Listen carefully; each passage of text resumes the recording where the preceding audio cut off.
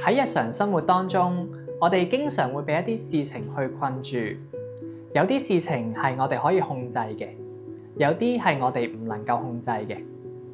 今日我想借住呢個機會同大家做一個小小嘅練習，分清楚邊一啲事情係我哋可以改變同埋控制，邊一啲事情係我哋唔能夠改變同埋控制嘅。喺紙上面畫出左右兩欄，左邊可以寫可控嘅事，右邊可以寫不可控嘅事。當你將壓力寫喺紙上邊，佢會變成可以看見、可以整理嘅嘢，而唔再只係喺你心入面不停打轉。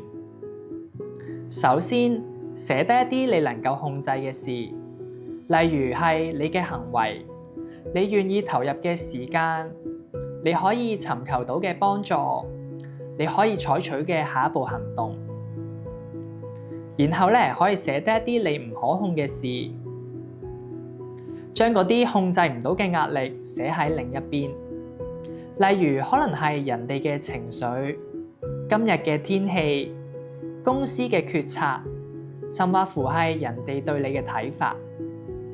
寫落嚟嘅嗰一剎那，你已經可以將內心混亂嘅嘢慢慢重整同埋分類，令自己承受少一啲唔需要承受嘅重。當我哋將唔可控嘅事誤會咗係自己嘅責任嘅時候，壓力就會變得好沉重。心理學入面將呢個過程叫做歸因。當我哋將壓力正確咁樣放喺一啲可控同唔可控嘅位置上邊，我哋就能夠將精力放喺真正能夠改變嘅地方，而唔係困喺漫無目的嘅內耗當中。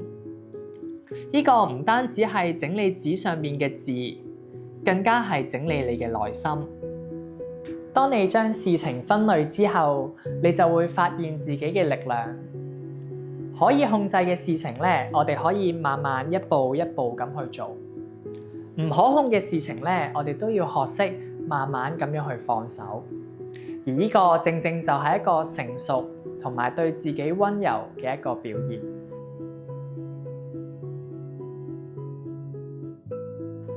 願你由今日開始，唔再將所有嘅事情都放喺自己身上邊。